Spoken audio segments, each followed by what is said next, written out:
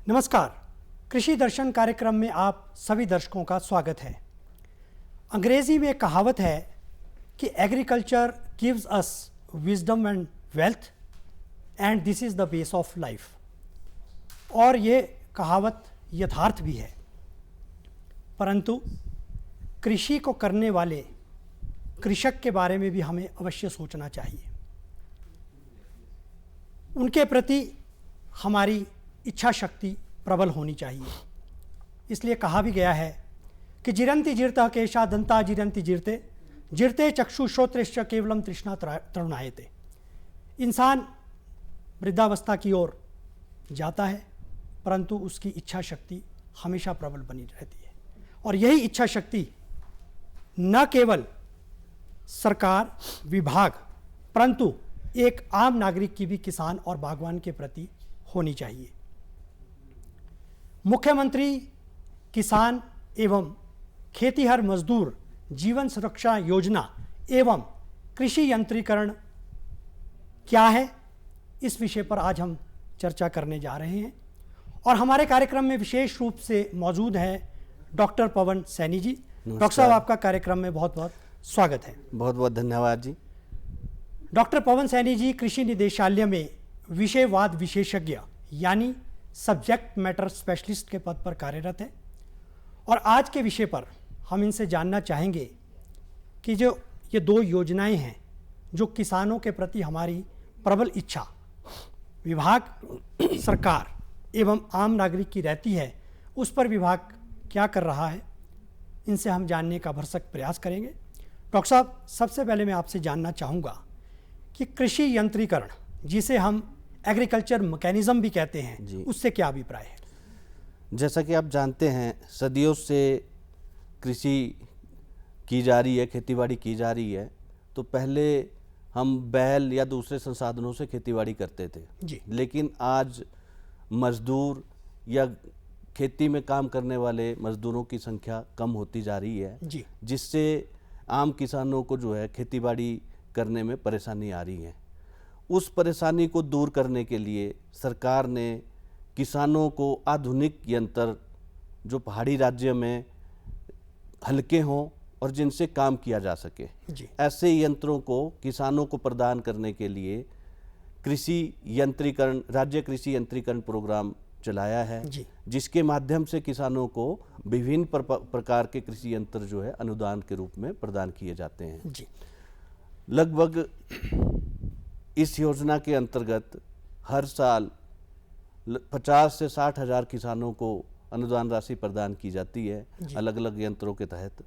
इसमें आप जैसे किसान घास काटने की मशीन होती है, चारा काटने की मशीन होती है, खेतों में जो छोटे टूल्स होते हैं जिनको हम किलनी बोलते हैं, दांती बोलते हैं, दराट होता है, या आपकी फावड़ा, झाम, और आपके थ्रेसिंग के लिए जो इम्प्लीमेंट होते हैं, आपके गेहूँ थ्रेसिंग करने के लिए या मक्की को थ्रेसिंग करने के लिए, गहाने के लिए जिसको हम बोलते हैं, उन मशीनों के ऊपर, या आपकी स्प्रे करने के लिए पंप होते हैं, आपका साइकिल प्लो होता है छोटा सा जिसके द्वारा आप निराई गुड़ाई जो है आसानी से कर पाते हैं। तो इस तरह के यंत्रों के ऊपर विभाग या कहें सरकार 40 से 50% का अनुदान किसानों को प्रदान करती है ताकि वो अपनी खेतीबाड़ी को उचित तरीके से करें, समयबद्ध तरीके से करें और उनकी आमदनी में जो है इजाफा हो सके। तो डॉक्टर साहब, आपने ये बिल्कुल सही कहा, क्योंकि देखिए कृषि और कृषक दोनों का उत्थान तभी संभव है जब उनको प्रॉपर मैकेनिज्म दिया जाएगा।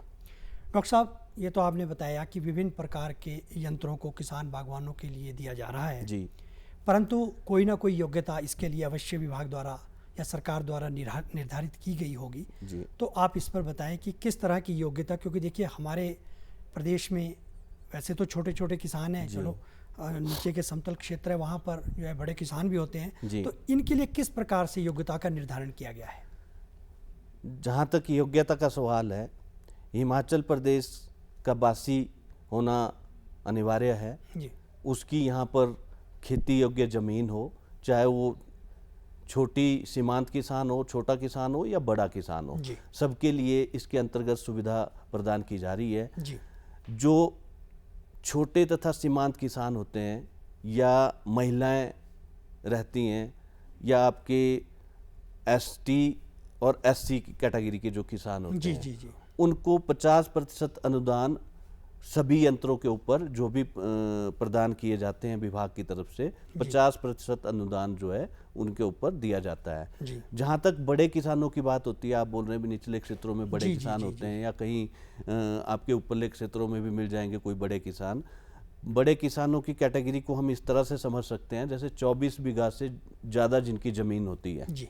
तो ऐसे किसानों को सरकार या विभाग 40% अनुदान के ऊपर जो है यंत्र प्रदान करता है। जी। तो इसमें किसी भी किसान को पीछे नहीं रखा गया है। जी। हर किसान की मदद जो है विभाग या सरकार की तरफ से की जा रही है, लेकिन बड़े किसानों को 10% अनुदान की राशि जो है कम मिलती है। जो छोटे और मध्यम दर्जे के किसान हैं उनको ज़्यादा तरजीह दी जाती है ताकि उनको वो अपना कारोबार या कृषि का कार्य जो है आसानी से कर सके। जी डॉक्टर साहब, ये तो आपने बताया कि योग्यता का निर्धारण किस प्रकार से किया गया है, यंत्रों की भी किस्में होगी। बिल्कुल जी। तो किस तरह के यंत्र जी, किसानों को उपलब्ध करवाए जा रहे हैं?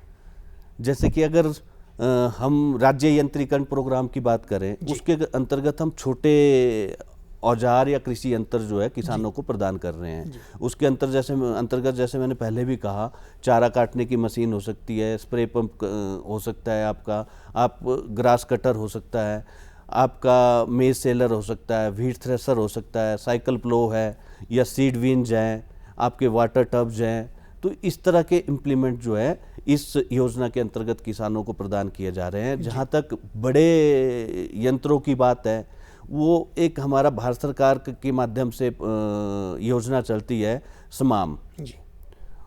उस योजना के अंतर्गत बड़ी मशीनरी भी किसानों को हिमाचल में प्रदान की जा रही है। जी। उसके अंतर्गत भी इसी रूप में 40 से 50% का अनुदान दिया जाता है, जिसमें आपके बड़े ट्रैक्टर हो सकते हैं, जी। पावर टीलर हो सकते हैं, रोटावेटर हो सकता है जो ट्रैक्टर के पीछे लगने वाले इक्विपमेंट होते हैं, आपके बड़े थ्रेशर हो सकते हैं जिससे व्हीट या दूसरे अनाज जो हैं उनको गाया जाता है। जी। तो इस तरह के बड़े यंत्र जो है उस योजना के अंतर्गत, और जो राज्य सरकार की योजना है उसमें छोटे स्तर के जो कृषि यंत्र है उनको प्रदान किया जा रहा है। जी। तो डॉक्टर साहब, आपके कहने का मतलब है कि किसानों की जिस तरह से डिमांड है, जी, जिस तरह की उनकी आवश्यकता है, जी, उसके अनुरूप वो जो है यंत्र ले सकते हैं। बिल्कुल। जी। जैसे किसानों की आवश्यकता रहती है, छोटे खेत अगर होंगे, पहाड़ी नुमा खेत हैं, जी। तो वहाँ पर बड़े ट्रैक्टर से काम नहीं कर सकता बिल्कुल। किसान। क्योंकि डॉक्टर साहब हमारे यहाँ पर पर्वतीय क्षेत्र है, जी। तो वहाँ पर जो है बहुत दिक्कतें इस तरह की आती हैं। बिल्कुल। जी। तो उसके अंतर्गत किसानों को पावर वीडर या पावर टीलर हम कहते हैं, जी। 2 HP से लेके आपका 8 HP तक उसको पावर वीडर की श्रेणी में हम रखते जी। हैं। उससे ऊपर के जो रहते हैं, जो छोटे ट्रैक्टर होंगे, देखे होंगे आप लोगों ने, जी, जी, जो मैं आदमी ऑपरेट करता है, बिल्कुल बिल्कुल। तो वो पावर टीलर के रूप में आते हैं। जी। तो पहाड़ी क्षेत्रों में जो पावर वीडर हैं वो ज़्यादा कामयाब है, क्योंकि वो उनका वजन जो रहता है वो 60-70 किलो 80 किलो के आसपास रहता है, ताकि उनको किसान अगर एक खेत से दूसरे खेत में भी ले जाना चाहे तो वो ले जा सकता है, आसानी से ले जा सकता है, और अपने जो खेती के अंतर्गत जो भी उससे कार्य करने हैं उनको आसानी से कर सके, और उसको चोट या दुर्घटना आदि होने का खतरा भी कम रहता है। जी बिल्कुल। डॉक्टर साहब, आपने एक अनुदान की बात कही, जी, और किसान बागवानों के मन में भी यह जरूर जिज्ञासा होगी, वो जानना चाहेंगे जी, कि अनुदान राशि प्राप्त करने के लिए जी, सबसे पहले कहाँ पर, किस आपकी नोडल एजेंसीज है जहाँ पर अप्लाई किया जा सकता है? क्या सीधे तौर पर जो है राज्य निदेशालय में ही संपर्क करना पड़ेगा, या अपने जो स्थानीय अधिकारी वहाँ पर भी संपर्क किया जा सकता है? जैसे और आवेदन की प्रक्रिया क्या है? जी, जैसे हर जिला में हमारा खंड स्तर पे विषयवाद विशेषज्ञ बैठते हैं। जी बिल्कुल। उनके माध्यम से आप अपना आवेदन जो है सरकार या विभाग के पास भेज सकते हैं।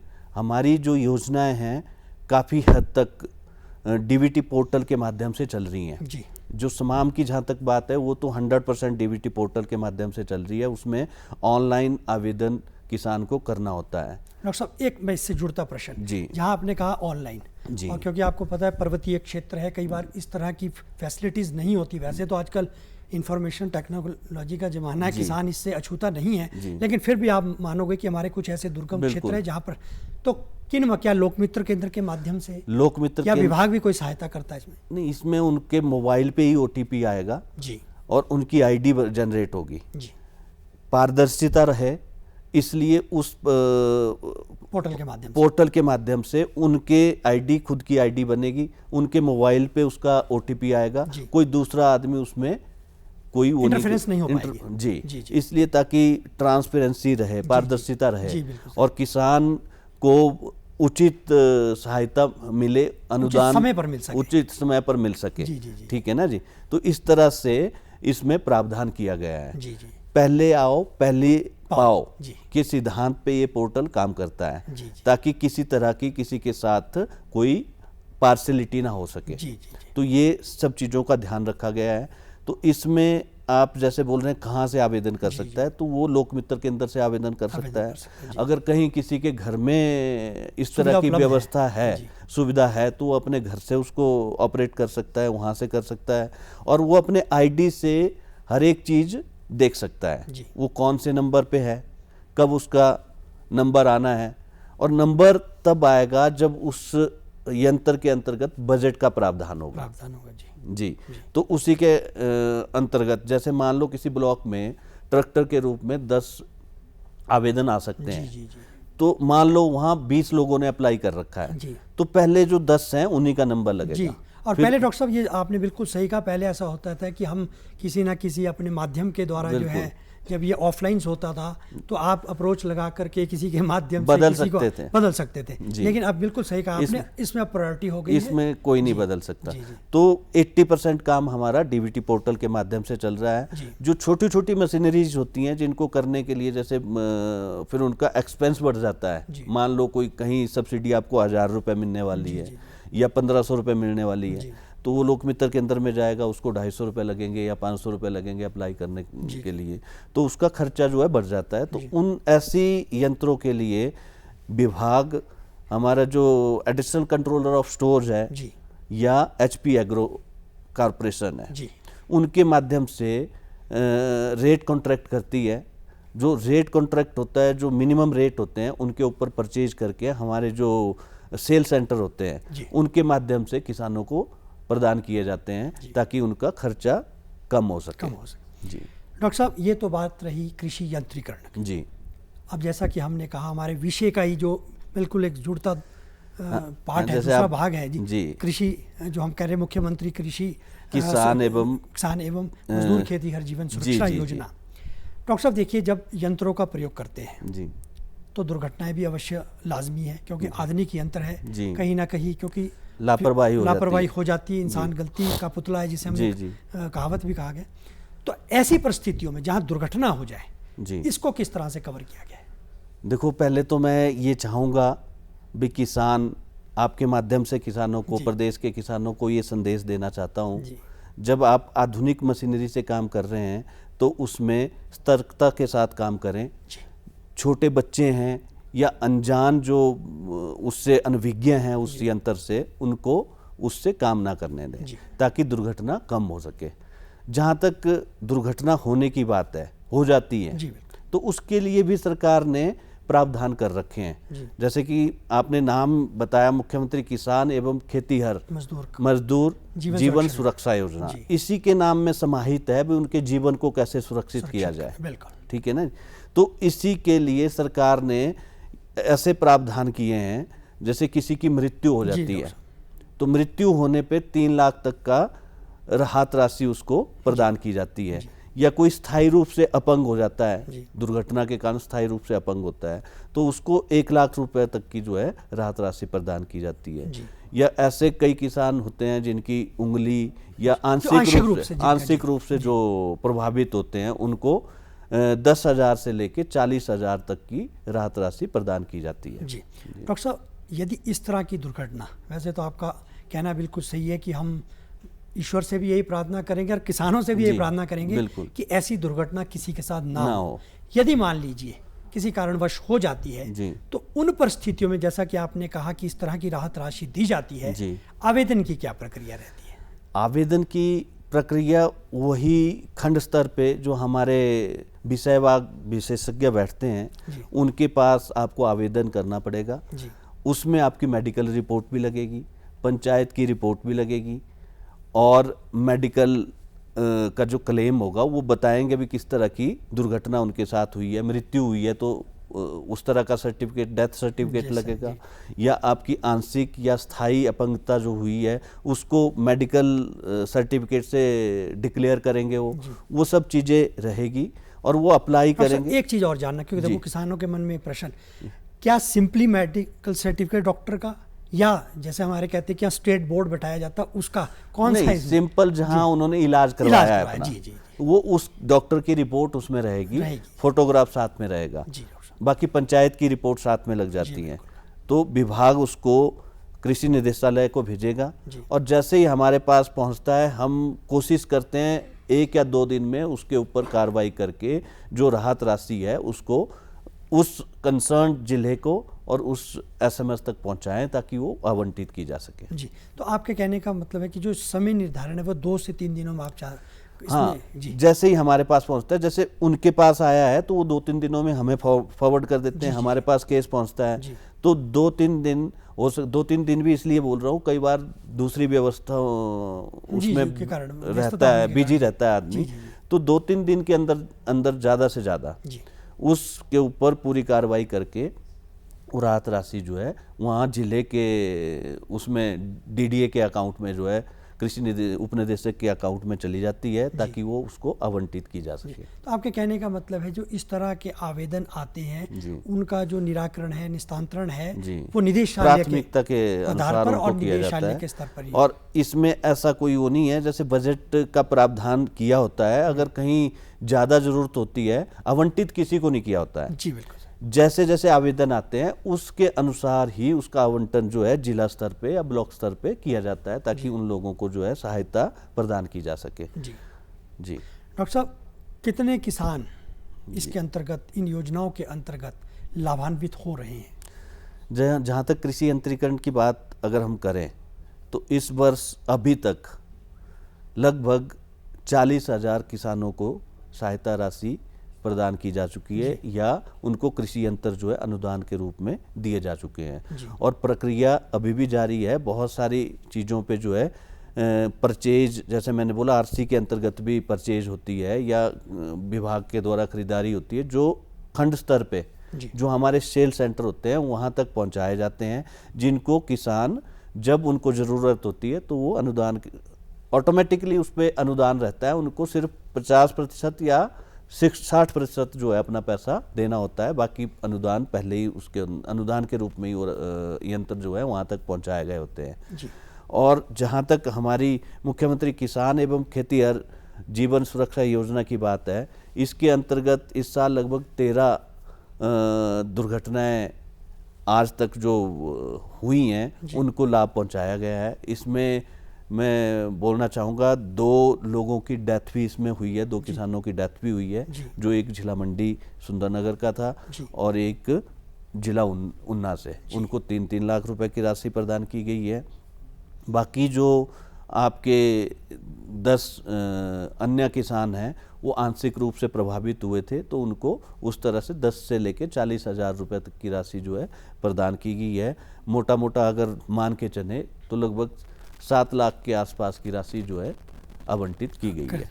जी डॉक्टर साहब, अक्सर ये देखा गया है, चाहे वो आम आदमी है, चाहे किसान है, बागवान है जी, उसका मन में ये जरूर संशय रहता है कि यदि हम विभाग से यंत्र लेते हैं तो, क्योंकि ये कहते हैं कि सरकारी सामान का इतनी जो है ना जिसको हम बोलते हैं क्रेडिबिलिटी नहीं मान पाता है आम आदमी या चाहे किसान, ऐसा रहता है। ऐसा मन में संशय रहता है और वो खुले बाजार की तरफ, जो ओपन मार्केट से वहाँ की तरफ दौड़ता है और बाद में उसे जब वो ठगी का शिकार हो जाता है, उसके साथ धोखाधड़ी होती है, फिर उसका पछतावा भी करता है। तो किसानों को किस प्रकार से आप जागरूक करते हैं कि ताकि वो विभाग के पास आए, क्योंकि देखिए उसे यंत्र भी मिल रहे हैं, साथ में अनुदान भी मिल रहा है, सुविधा भी मिल रही है, तो उनको किस तरह से आप मोटिवेट करते हैं? इस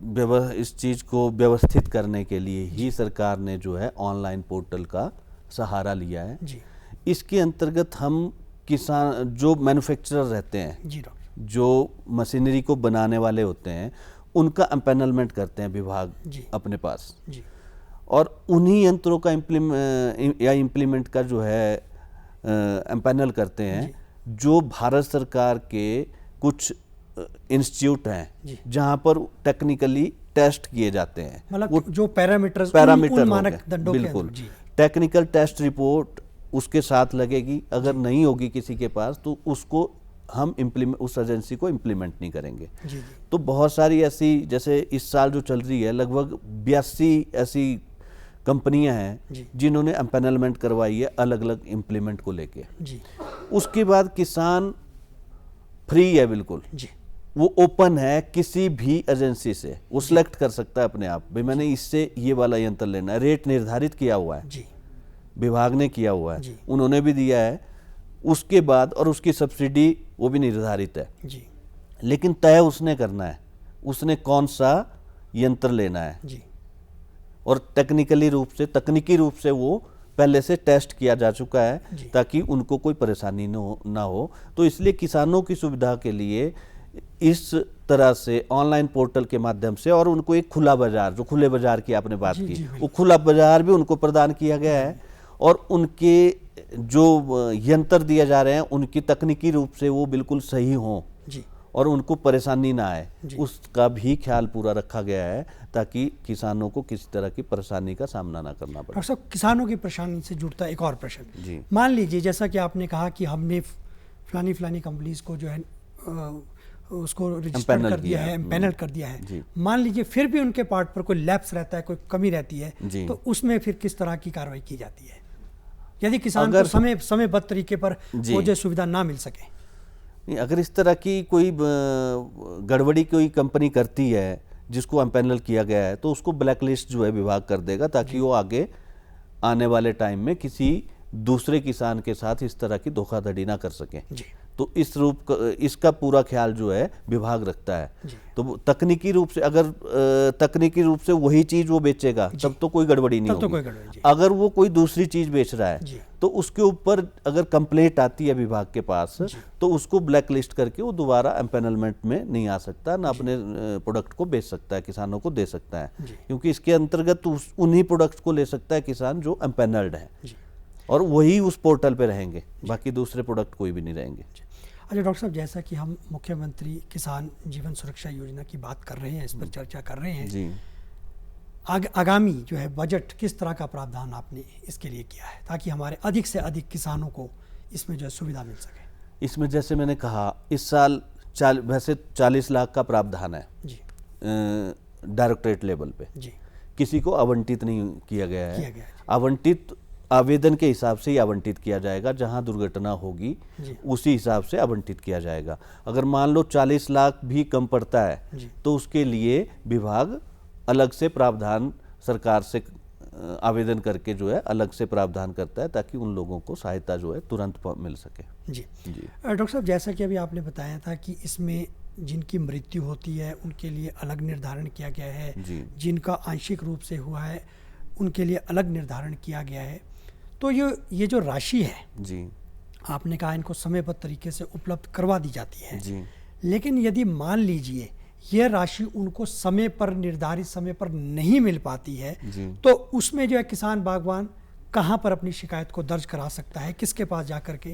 क्योंकि देखिए ऐसा होता है कि कई बार हायर लेवल से तो वो ग्रांट कर दी जाती है लेकिन लोअर लेवल पर पहुँचते पहुँचते उसमें समय जो है निर्धारित नहीं हो पाता है, उस समय पर नहीं मिल पाती है। तो इस तरह की दिक्कतें, क्योंकि देखिए ये आए दिन में प्रैक्टिकल आप भी मानते कि होती है, तो उस परिस्थितियों में किसान क्या करे? तो उसमें जैसे कि सरकार ने भी पोर्टल चला रखा है, मुख्यमंत्री संकल्प योजना, वहाँ पर कंप्लेंट कर सकता है, ऑनलाइन कंप्लेंट जो है कर सकता है। उसका निपटारा जो है टाइम फ्रेम है उसी के अंतर्गत करना होता है, ब्लॉक लेवल पे, फिर डिस्ट्रिक्ट लेवल पे। अगर नहीं करते हैं तो वो फिर राज्य स्तर पे कंप्लेंट आ जाती है जी। तो उसको उसी तरह से क्रमबद्ध तरीके से जो है समय के अनुसार जी हमें उसका निवारण करना होता है। वैसे तो मैंने नहीं सुना भी इस तरह की कोई बात, क्योंकि इतनी हिमाचल में नहीं लगता मेरे को कोई इस तरह का काम करे, किसी के साथ इस तरह की दुर्घटना हुई हो और वो नेग्लिजेंसी करे।